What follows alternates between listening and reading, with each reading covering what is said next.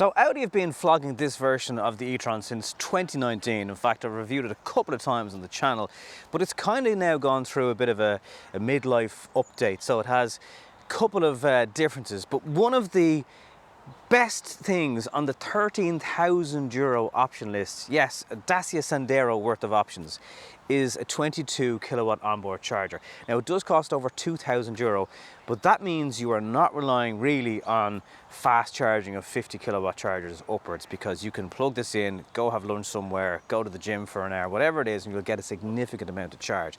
It's a shame it's not standard on a car that starts at over 102,000 euro, but what you got to do. Anyway, let's do a little walk around and see what's different about this version of the e-tron in the lashing rain. Yay!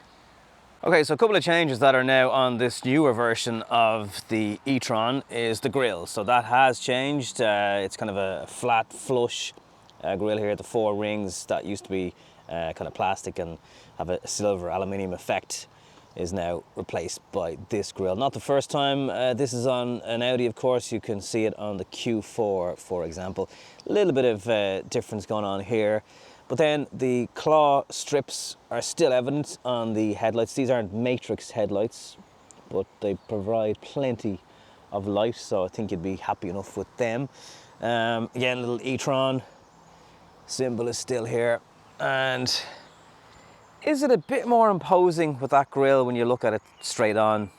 You could possibly argue that it just still looks nice and even though it doesn't make a sound.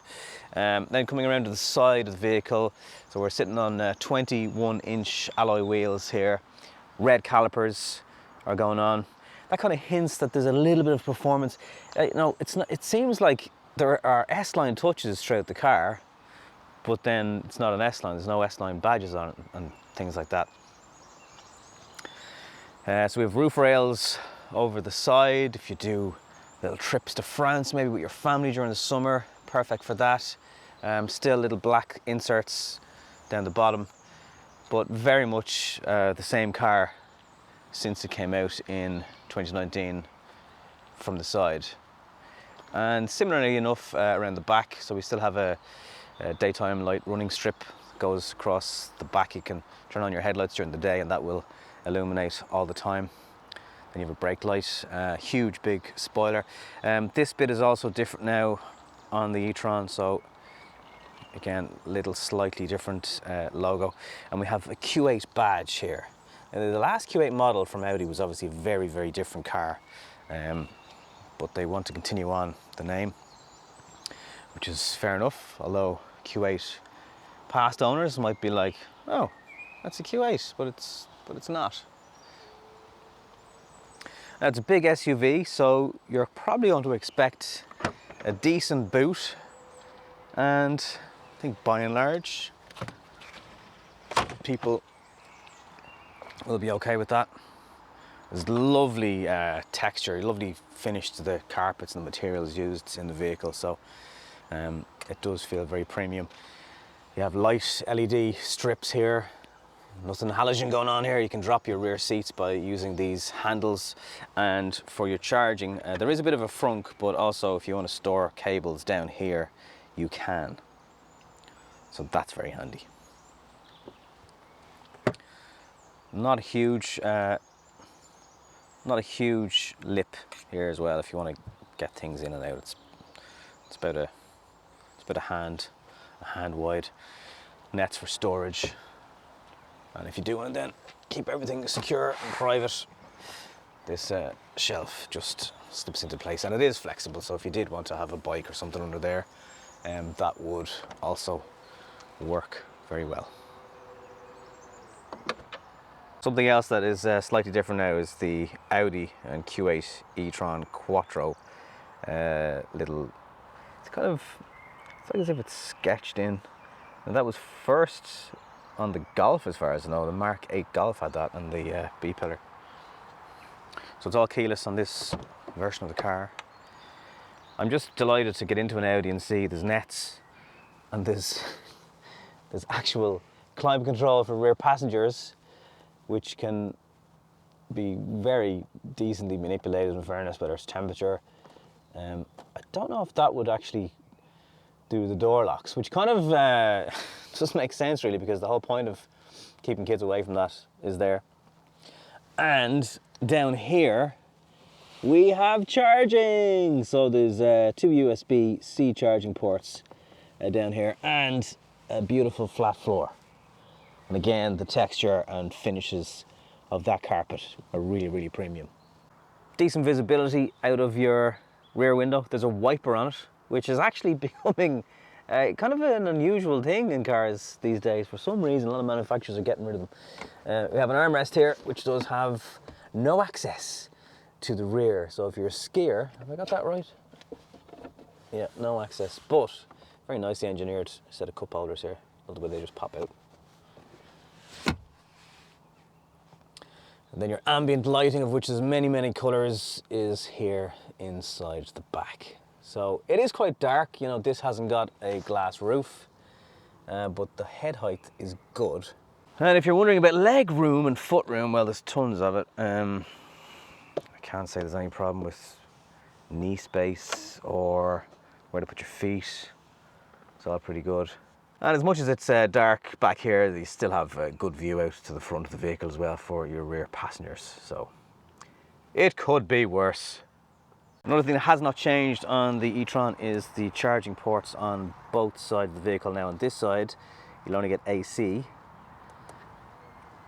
But then, if you come around to the other side of the vehicle, and I do like the way they drop down, it's also fluid and engineered. And then you have your DC charging here, so you can connect your CCS charger to it, and you're good to go. And when you're finished charging, you use this to disconnect the cable, and after you pull the cable out, this will go up by itself. Don't let me down. Lovely. So let me go through some of the optional extras on this car. There's a black styling package that's almost €900. Comfort key access is over €1,000 for keyless. Remote preconditioning, that's only 116 quid. So it's quite inconsistent. It's like really expensive, not too expensive. If you want your mirror housings in black, that's €135. Acoustic glazing for side windows is €641. Now I can verify that that works. It's like really quiet from the outside world, and again just makes the car feel like it is a tank of a thing. That onboard charger, 22 kilowatt, €2,135. But in my opinion, if you're going to be doing a good bit of public charging, that's worth it. It's, I mean, a shame that it's so expensive. Renault put it into the Megane E for free. It's like, what? Another inconsistency, it's €513 for red brake calipers, but it's about 130 quid for the storage pack, which gives you nets and things like that. It's mad. So this is a 55 output S-line. The battery is huge. It's a 114 kilowatt hour battery.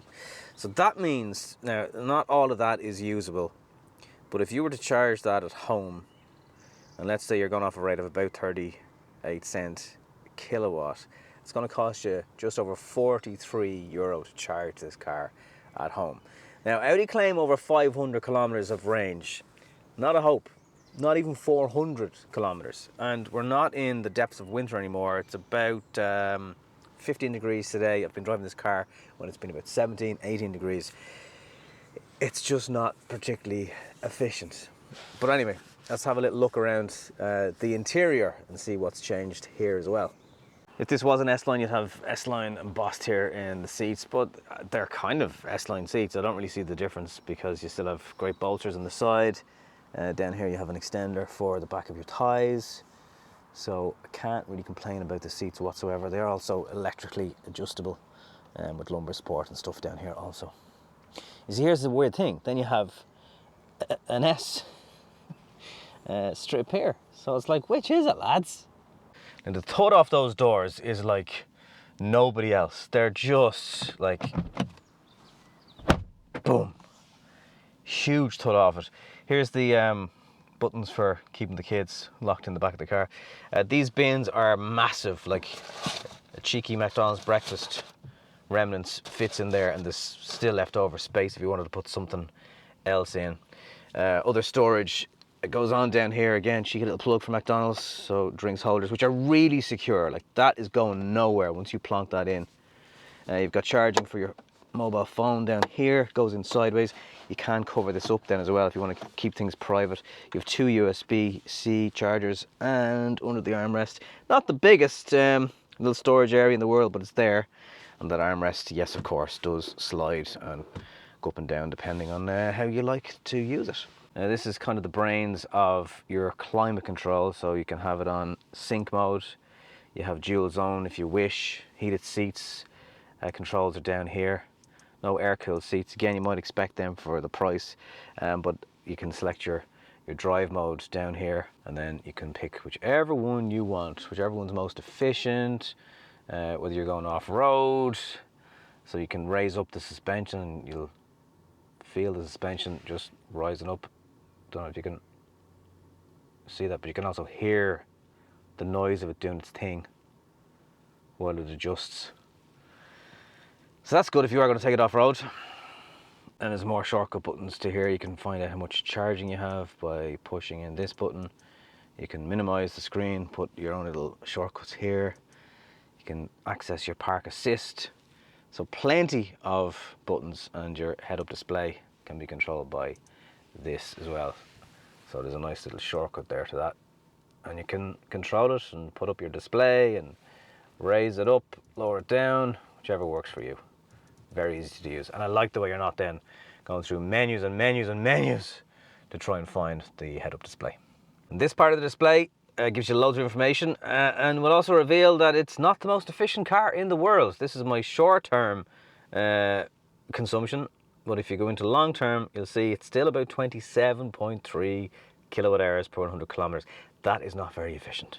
Something else that's new on this version of the e-tron is this insert here. It's kind of like a fine grey wood. And yes, everything is really well put together and lovely and soft. I think most people would be happy out at the interior fit and finish of the e-tron.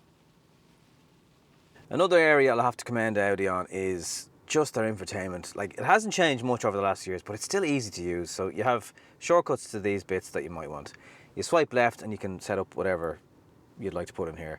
You can drop down, create shortcuts, go into settings. It just works, you know, and it really hasn't changed that much in the last few years, fair enough. But does it really need to, would be my question, because I just don't have issues with it. It's fast, it's quick. You can put satellite images on here instead if you'd prefer satellite view. There you go. Back, nothing's too hard to find. That should update, but for some reason it hasn't. As I'm singing its praises. There we go. And that will also give you traffic if you're connected up. That will give you red lines for where the traffic's really bad. You know, you can set up timers for charging at night time or when your electricity might be cheaper. In here, I think it is. Yeah, charging. And you can then scroll across what day, what time. Would you like the aircon to be on when you're leaving in the mornings in case it's winter time? That all just works. It's really good. At all times, you do feel the weight of this car, whether it's over a pothole, where it's I wouldn't want to say it's overly harsh. It's solid. You feel a thud. Now, there are limitations when it comes to the weight of the car into corners, although it has permanent quattro and there's plenty of grip. Certainly 402 brake horsepower in a straight line is kind of all you'll ever need. So it is a brisk car to accelerate away from a set of lights or, you know, a stop-start, overtaking vehicles. That's all done very, very easily.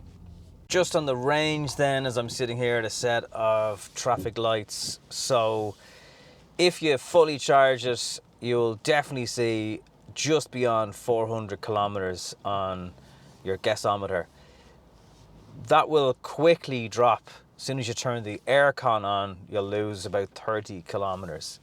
And this is like, as much as the newer chemistry in the batteries has brought the battery on a bit since the e-tron SUV first launched. Basically, they can extract more energy from a cell, they can fit more into the actual pack.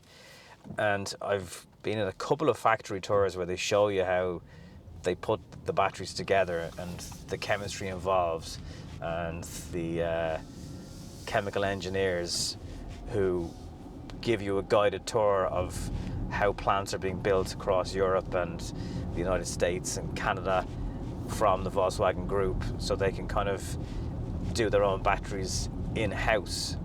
So, you know, the technology for batteries is changing all the time. From one end of the year to the next, that has changed. And yes, they've managed to fit a bigger battery into the same size car, but it's not necessarily after making it any more efficient. And I suppose when the outside design of the car hasn't really changed beyond software and a little bit of differences from the battery, I just don't see where the big improvement has come in terms of range.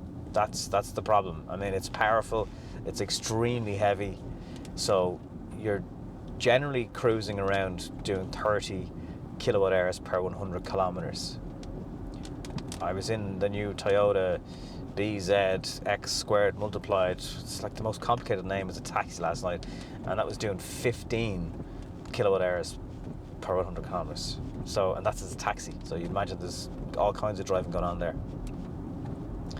So this really, I mean, look, if this was a petrol car, let's say this had a 3-litre petrol engine in it, would you expect it to get 700 kilometers out of a tank? No, you wouldn't. So I suppose the same thinking should apply here.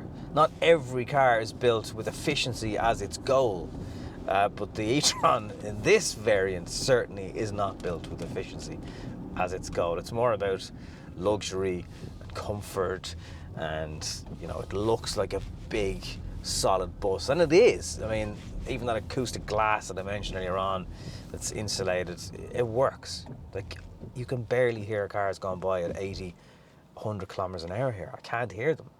Like, it really, really works. So if that's more what you're into, rather than, oh, well, my car does 12 kilowatt hours per 100 kilometers, that's not what this car is about, I suppose. I like that you can put the cameras on briefly while you're driving, then as soon as you start moving, they come off. Everything is a distraction. It doesn't even let you do certain nav inputs, search for a destination if you're on the move. It says, please do this while it's safe to do so. So here's a nice big bend. It's wet. I can just feel the limits of the car. It's not losing grip, but you can just feel it, where you know when to stop. You know, and if so many of us knew when to stop in many different ways, but especially behind the wheel, the roads would be a safer place. But even now at motorway cruising speed, there's a bit of rain noise, but really it's very, very quiet.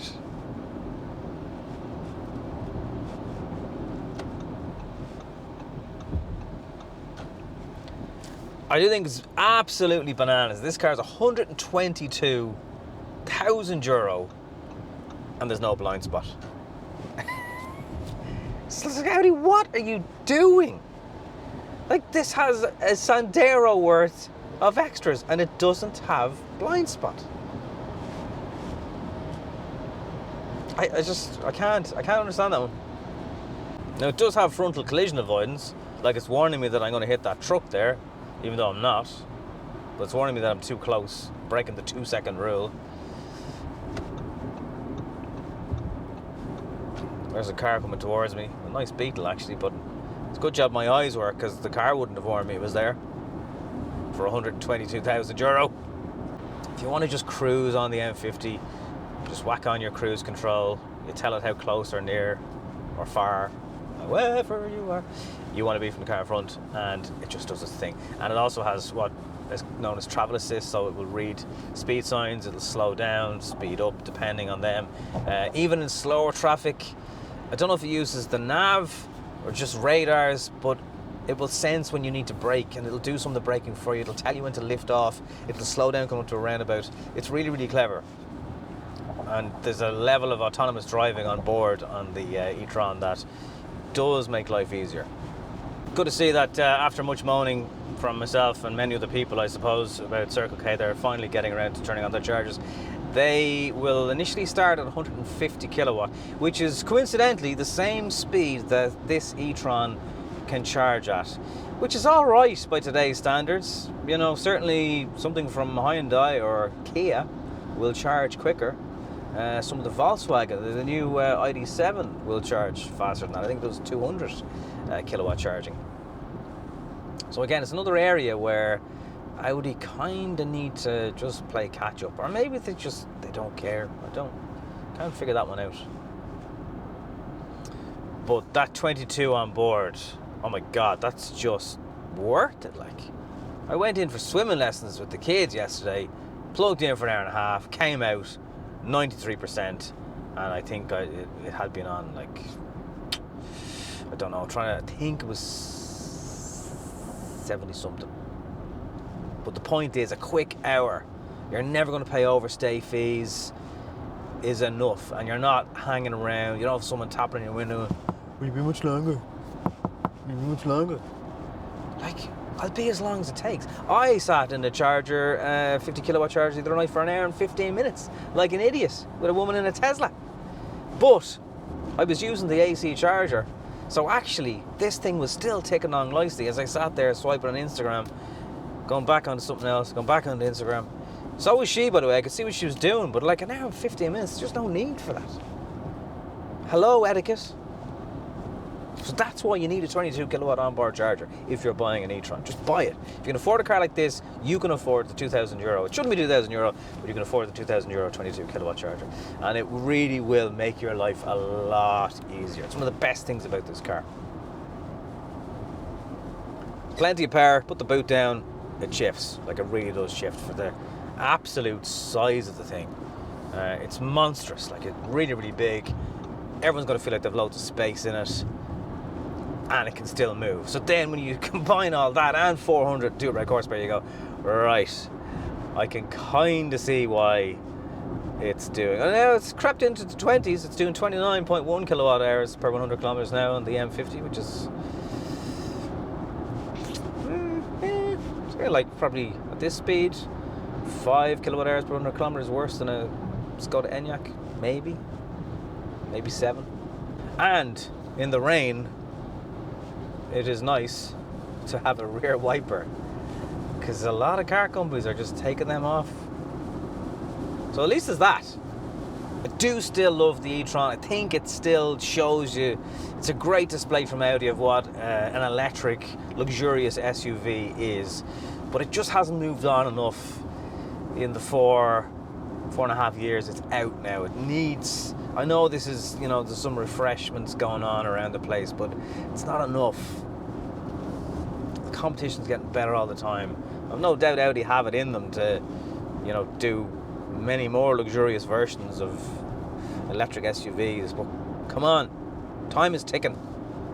Audi's e-tron, the original one, is still a luxury SUV.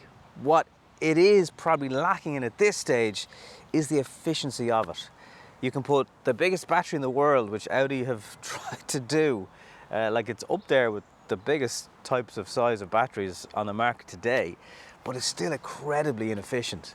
And that is the Achilles heel of the e-tron. Everything else is luxurious and beauty is the eye of the beholder. Some people think it's gorgeous, some people think it's mad looking.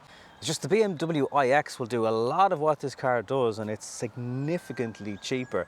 Not to mention the I-Pace from Jag, which is getting long in the tooth now, but still looks very fresh and still a great car to drive. So Audi need to really up the efficiency in this car to make it keep up with so many of the other competitors. If you just want a luxury, solid, thunderous electric SUV, then this is still one worth looking at. Thanks for watching. See you next one.